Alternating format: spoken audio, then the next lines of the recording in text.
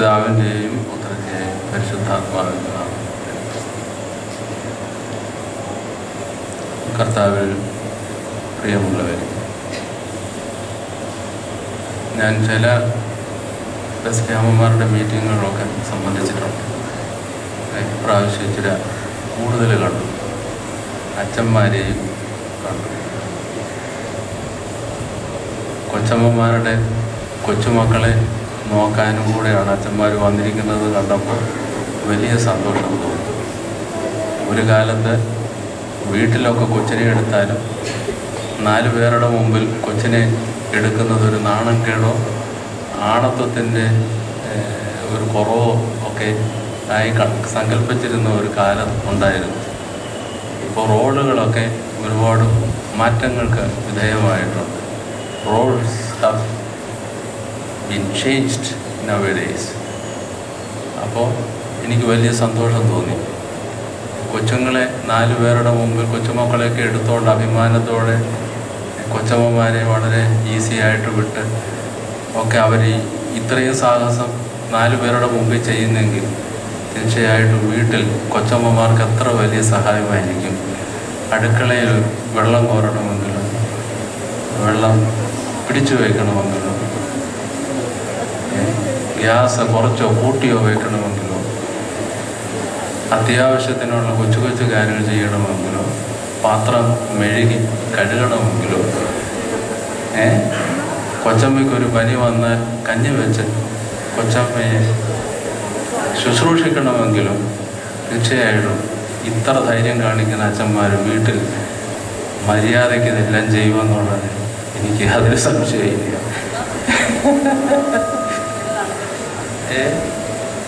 പിന്നെ വേറൊരു അഭിപ്രായം കൂടെ ഉള്ളത്, ഇത് 4 പേരെ കാണിക്കാൻ ഒരു അഭിനയമാണെന്നും കൂടെ ചിന്തിക്കുന്ന കൊച്ചമ്മമാർ ഇതിനകത്തുണ്ടെന്നാണ് അവരുടെ മുഖത്ത് നോക്കുമ്പോൾ എനിക്ക് മനസ്സിലാകുന്നത്. പക്ഷേ നമ്മളിന്ന് അനുസ്മരിക്കുന്ന ഒസ്താത്യോസ് തിരുമേനി ഒരു പെൺവാദിയായിരുന്നു.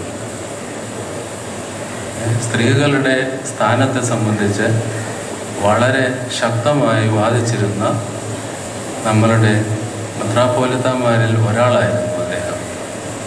സ്ത്രീകൾക്ക് സഭയിൽ ശുശ്രൂഷ ഉണ്ടെന്നും അതിലൊരു സ്ഥാനമുണ്ടെന്നും അദ്ദേഹം വളരെ കാര്യമായി വിശ്വസിക്കുകയും ശക്തമായി എഴുതുകയും ചെയ്തിരുന്നു. അത് നമുക്ക് ഒരു പഠനമായി എടുക്കേണ്ടത് ആവശ്യമുണ്ട്. അദ്ദേഹത്തിൻ്റെ രേഖകളിൽ അദ്ദേഹം മുഖ്യധാരയിൽ നിന്ന് ഒഴിവാക്കപ്പെടുന്ന ആളുകൾക്ക് വേണ്ടി ഒരുപാട് വാദിക്കുന്നുണ്ട്. അപ്പോൾ അങ്ങനെയുള്ള അദ്ദേഹത്തിൻ്റെ സമീപനത്തിൽ സ്ത്രീകളെ മുഖ്യധാരയിലേക്ക് കൊണ്ടുവരുന്നതിന് അദ്ദേഹം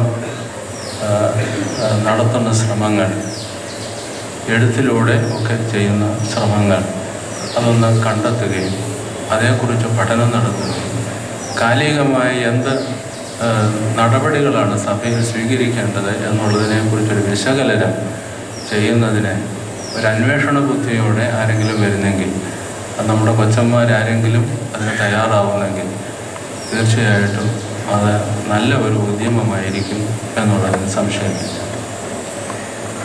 നമ്മളുടെ പാരമ്പര്യത്തിൽ എല്ലാ പൗരസ്ത്യ പാരമ്പര്യങ്ങളിലും ഞാൻ നോക്കുമ്പോൾ ഈ അച്ഛനും കൊച്ചമ്മയും, കൊച്ചമ്മ എന്ന് തന്നെയാണ് പല ഭാഷകളിലും, പൗരസ്ത്യ ഓർത്തഡോക്സ് ഭാഷകളിലും അച്ഛന്മാരുടെ സഹധർമ്മിണിമാരെ കൊച്ചമ്മമാർ എന്ന് വിളിച്ചിരുന്നു. അത് നമ്മൾ ചിന്തിക്കേണ്ടത് ആവശ്യമുണ്ട്. ഒസ്താത്യോസ് തിരുമേനിയുടെ ജീവിതം പരിശോധിക്കുന്ന സന്ദർഭത്തിൽ അദ്ദേഹത്തിൻ്റെ ജീവിതവും ദർശനവും നമുക്ക് ഒരുപാട് പ്രേരണ നൽകുന്നുണ്ട്. 1977 ഞാൻ അച്ഛനായ പട്ടമേറ്റ് കഴിഞ്ഞ് 3-ാം വർഷം കുഴിമറ്റം സെൻറ്റ് ജോർജ് ഓർത്തഡോക്സ് പള്ളിയിൽ സഹവികാരിയായി എന്നെ നിയോഗിക്കുകയുണ്ടായി.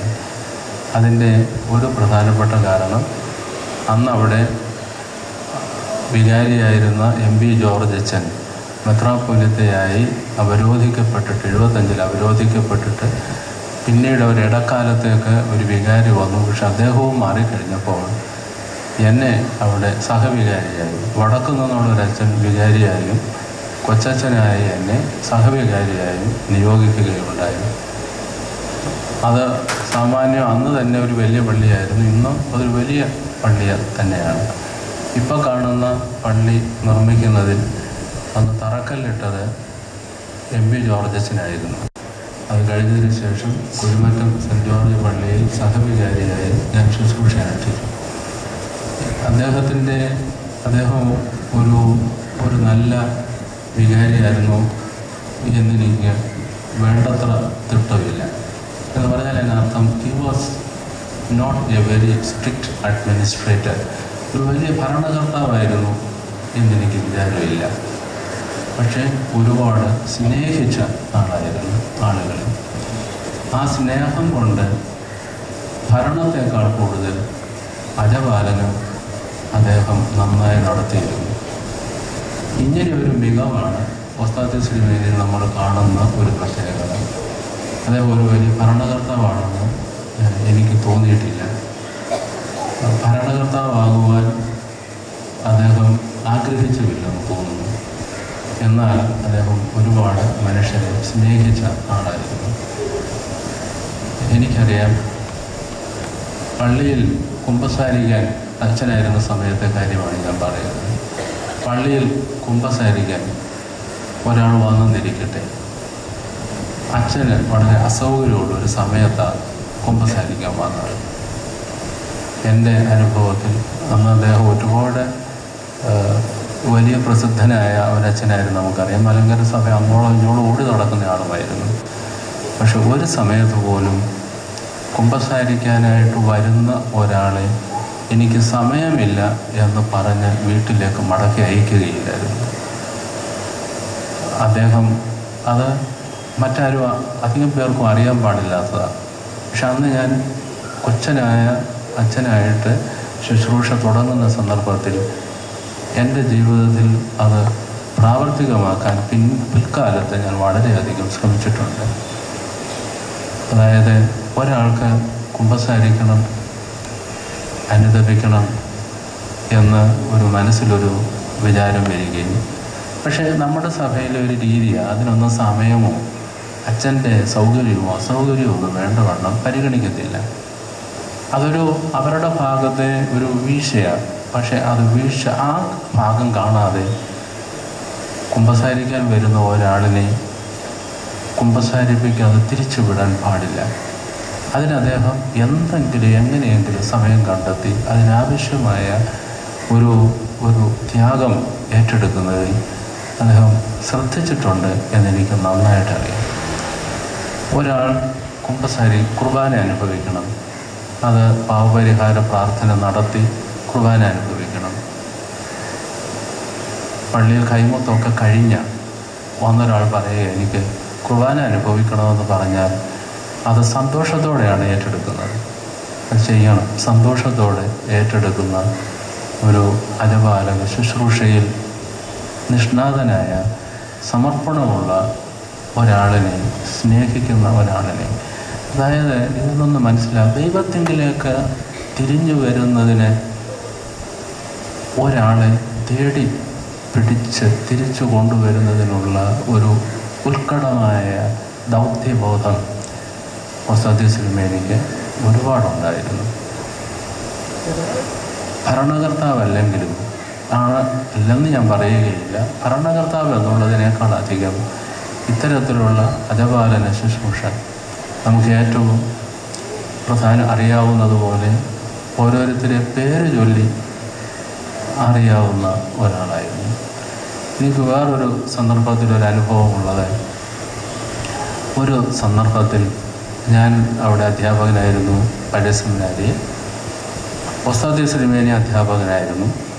ഒരു പ്രാവശ്യത്തെ പ്രവേശനം വന്നു, സെമിനാരി പ്രവേശനത്തിനുള്ള അഭിമുഖം വന്നു, ഇൻ്റർവ്യൂ വന്നു. അഭിമുഖം വന്ന അവസരത്തിൽ ഒരു ഉപദേശിയുടെ മകൻ സെമിനാരി പ്രവേശനത്തിനായി അപേക്ഷിക്കുന്നു. അപ്പോൾ മറ്റു പല ഉപദേശിയുടെ മകൻ സാധാരണക്കാരനാണ്, സാമ്പത്തികമായി വലിയ മികവൊന്നും ഇല്ലാത്ത ഒരു കുടുംബം. ആ കുടുംബത്തിൽ നിന്നുള്ള ഒരാൾ, ഒരു ഉപദേശിയുടെ മകൻ, ദൈവവചനം പ്രസംഗിക്കുന്ന ഒരാളുടെ മകൻ, അദ്ദേഹം അഭിമുഖത്തിനുണ്ടായിരുന്നു. അധ്യാപകനാണ്, ഞങ്ങളൊക്കെ ജൂനിയേഴ്സുമാണ്. അദ്ദേഹത്തിൻ്റെ സമകാലീനരായ ജോഷാജിനെ പോലെയുള്ള ആളുകളും സന്ദർഭത്തിൽ ഉണ്ടായിരുന്നു. അവസാനം ആ ഭദ്രാസനത്തിൽ നിന്ന് വന്ന അച്ഛൻ വൈദികാർത്ഥികളിൽ ഈ ഉപദേശിയുടെ മകന് പ്രവേശനം കൊടുക്കാൻ ആ ഫാക്കൽറ്റി അനുകൂലമായൊരു നിലപാട് സ്വീകരിച്ചില്ല. അപ്പോൾ ലിസ്റ്റെല്ലാം വന്ന അവസരത്തിൽ ഉപദേശിയുടെ മകൻ പെടും എന്ന് കണ്ടപ്പോൾ അദ്ദേഹം നന്നെ ക്ഷുഭിതനായിട്ട് അദ്ദേഹം പറഞ്ഞു, ഈ മകൻ ദൈവവചനം പ്രഘോഷിക്കുന്ന, സമർപ്പണത്തോടെ പ്രഘോഷിക്കുന്ന, രാവും പകലും ദൈവവചനമെന്നും പറഞ്ഞ് നടക്കുന്ന ഒരു ഉപദേശിയുടെ മകനാണ്. ഇവന് അഡ്മിഷൻ കൊടുത്തില്ലേ, താരതമ്യേന മികവ് കാണിക്കുന്നില്ലെങ്കിൽ പോലും, അവർക്ക് പരിഗണന കൊടുക്കുന്നില്ലെങ്കിൽ ഇത് ശരിയല്ല എന്ന് ശക്തമായി പറഞ്ഞു. അങ്ങനെ പറയുന്നതിന് വേറൊരു സാഹചര്യവും കൂടെയുണ്ട്. അച്ഛന്മാരുടെ മക്കളായി സെമിനാരിയിൽ പ്രവേശനത്തിന് വരുന്ന കുഞ്ഞുങ്ങളുണ്ടെങ്കിൽ ഞങ്ങൾ തീർച്ചയായും എന്തെങ്കിലും നിവർത്തി ഉണ്ടെങ്കിൽ അവർക്ക് പ്രവേശനം കൊടുക്കാൻ പ്രത്യേകം ശ്രദ്ധിക്കും. ഇതും അദ്ദേഹത്തിന് അറിയാം. അങ്ങനെ അറിയാമായിരിക്കാൻ അച്ഛൻ ചോദിക്കുന്നു. അങ്ങനെ ചോദിച്ചില്ല എങ്കിലും അറിയാം, അച്ഛന്മാരുടെ മക്കൾക്ക് സെമിനാരി പ്രവേശനത്തിന് മുൻഗണന നൽകുന്നതിൽ നിങ്ങൾ ശ്രദ്ധിക്കുകയും, എന്നാൽ സമൂഹത്തിൽ അത്ര കണ്ട അംഗീകാരം ഒരിക്കലും ഓർത്തഡോക്സ് സഭയിൽ ഒരു ഉപദേശിക്ക് ഒരു അംഗീകാരം കിട്ടുകയില്ല. ദൈവവചനം പറയുന്ന ആൾക്കിട്ട് മറ്റ് സഭകളിൽ, മാർത്തോമാ CSI സഭകളിലോ ഇന്ന് കത്തോലിക്ക സഭയിൽ പോലുമോ അംഗീകാരം കിട്ടുമെങ്കിലും കിട്ടുകയില്ല. അങ്ങനെ ഒരാളുടെ മകൻ, ദൈവവചനം പറയുന്ന ഒരാളിൻ്റെ പുത്രൻ സെമിനാരി പ്രവേശനത്തിന് വന്നാൽ അത് നിഷേധിക്കുമോ? നിഷേധിക്കുന്നത് ശരിയാണ്. വളരെ ക്ഷുഭിതനായി. അവസാനം ഞങ്ങൾ അത് വേണമെന്ന് തീരുമാനിക്കുകയായിരുന്നു. അന്ന് ഞാൻ ആദ്യ മുറക്കാരനായതുകൊണ്ട്, ഇളം മുറക്കാരനായതുകൊണ്ട്, അധ്യാപകരുടെ ഇടയിൽ ഇളം മുറക്കാരനായതുകൊണ്ട് പ്രത്യേകിച്ചൊന്നും അറിയാൻ പാടില്ല. പക്ഷേ ഇത് ഞാൻ വളരെയധികം ശ്രദ്ധിച്ചു. അതിന് കാരണമുണ്ട്. ആ കാരണം എന്തെന്ന് വെച്ചാൽ, അങ്ങനെ ഒരു ഊന്നൽ അദ്ദേഹത്തിനുണ്ടായിരുന്നു. ഇത് ഞാൻ പ്രത്യേകമായി പറയുക, ഒരു ഊന്നലുണ്ടായിരുന്നു. ഇതൊരു കൺസേണാണ്. ഇതൊരു കൺസേണാണ്. ഇതാണ് അദ്ദേഹത്തിൻ്റെ ജീവിതത്തിൻ്റെ ഒരു ധാര, ഒരു പ്രധാനപ്പെട്ട ധാര. വേറൊരു കൊച്ചു അനുഭവം എൻ്റെ മുമ്പിലുണ്ട്. അദ്ദേഹത്തെ ഒരുപാട് യുവാക്കന്മാർ സെമിനാരിൽ കാണാൻ വരുമായിരുന്നു. ഒരു പ്രാവശ്യം അദ്ദേഹത്തെ തുടർച്ചയായിട്ട് കാണാൻ വരുന്ന ഒരു ചെറുപ്പക്കാരനെ ഞാൻ ശ്രദ്ധിച്ചു. ആ ചെറുപ്പക്കാരൻ അന്ന് ഞാൻ സെമിനാരി അധ്യാപകനായിരിക്കുന്ന സന്ദർഭത്തിൽ തന്നെ, പക്ഷേ ചെറുപ്പമാണ്, അധ്യാപകനായിരിക്കുന്ന സന്ദർഭത്തിൽ തന്നെ ഉണ്ടായതാണ്. തിരുമേനി ഇങ്ങനെ ചെറുപ്പക്കാരനായ ഒരാൾ കാണാൻ വരുമായിരുന്നു. പക്ഷേ ആ പയ്യൻ ഒരു മാനസിക ആരോഗ്യം വേണ്ടത്ര ഉള്ള ഒരാളായിരുന്നില്ല. അപ്പോൾ മാനസികാരോഗ്യം തീരെ പ്രശ്നമുള്ള ആളല്ല, എന്നാൽ ശരിക്കും മാനസികാരോഗ്യം ഉള്ള ആളായിരുന്നില്ല. അപ്പോൾ തിരുമേനി അന്ന് അച്ഛനാണെന്നാണ് എൻ്റെ ഓർമ്മ. അച്ഛനോട് വന്ന് സംസാരിക്കുന്നതിൽ അദ്ദേഹം സന്തോഷം കണ്ടെത്തുകയും, ഈ മാനസിക ആരോഗ്യമില്ലാത്ത ഒരാൾക്ക് ആ മാനസികാരോഗ്യം ഇല്ല എന്ന് അയാൾ അറിയുകയും, ആ അറിവ് ഒരിക്കലും വേറൊരാൾ അറിയുന്നത് നാണം കേടായി കരുതുകയും ചെയ്യുന്ന ഒരു അപകർഷതാബോധം മാനസികാരോഗ്യ കുറവുള്ളവർക്കുണ്ട്. അവരൊരിക്കലും അംഗീകരിക്കുകയില്ല ഞാൻ മാനസികാരോഗ്യമില്ലാത്ത ആളാണെന്ന്.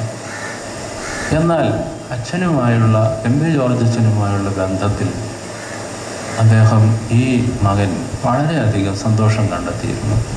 പിൽക്കാലത്ത് ഈ മാനസിക ആരോഗ്യ പ്രശ്നത്തിൽ നിന്ന് വളരെയേറെ വിടുതൽ ആ യുവാവിന് ലഭിച്ചു എന്നാണ് പിൽക്കാലത്ത് എനിക്ക് മനസ്സിലാക്കാൻ കഴിഞ്ഞിട്ടുള്ളത്. പിന്നീടുള്ള ചരിത്രം ആ യുവാവിനെ സംബന്ധിച്ച് എനിക്ക് വേണ്ടവണ്ണം അറിയാൻ പാടില്ല. ഞാൻ സൂചിപ്പിക്കുവാൻ ആഗ്രഹിക്കുന്നത് ഇങ്ങനെയുള്ള ആളുകളോടുള്ള, അതേസമയം തന്നെ നമുക്കറിയാം സമൂഹത്തിൽ ഏറ്റവും മേലേക്കിടയിലുള്ള ആളുകളോട് അദ്ദേഹത്തിന് സമ്പർക്കമുണ്ടായിരുന്നു, കുടുംബമായ സമ്പർക്കമുണ്ടായിരുന്നു, മരിക്കുന്നത് വരെ സമ്പർക്കം പുലർത്തിയിരുന്നു. അവരദ്ദേഹത്തിന് വാരിക്കോരി, അദ്ദേഹത്തിന് വ്യക്തിപരമായെന്ന് ഞാൻ പറയുന്നില്ല, അദ്ദേഹത്തിൻ്റെ പദ്ധതികൾക്ക് വേണ്ടി കൊടുക്കുകയും ചെയ്യുമായിരുന്നു.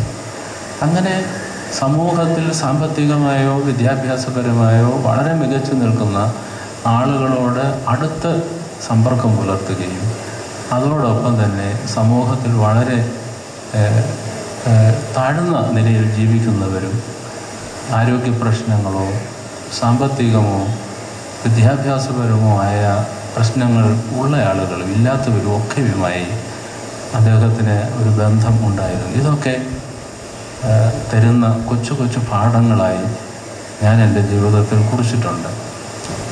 അഭിവന്യ ഗീവർഗീസ് മാർ ഔസ്താത്യോസ് തിരുമേനിയെ സംബന്ധിച്ച് നിങ്ങളിങ്ങനെ ഒരു ചർച്ച ഒരുക്കുന്നതിൽ ഞാൻ വളരെയധികം സന്തോഷിക്കുന്നു. ഇങ്ങനെ കൊച്ചമ്മമാരുടെ സംഗമം ശക്തമാവട്ടെ എന്ന് പ്രാർത്ഥിച്ചുകൊണ്ട് നിങ്ങളുടെ ശുശ്രൂഷ, അച്ഛന്മാരോടൊപ്പമുള്ള നിങ്ങളുടെ കുടുംബമായുള്ള ശുശ്രൂഷ കുറേ കൂടെ പങ്കാളിത്തമുള്ളതായി തീരാൻ സാധിക്കട്ടെ എന്ന് ആശംസിച്ചുകൊണ്ടും എൻ്റെ ഈ ആമുഖ വാക്കുകൾ ഞാനിവിടെ ഉപസംഹരിക്കുന്നു.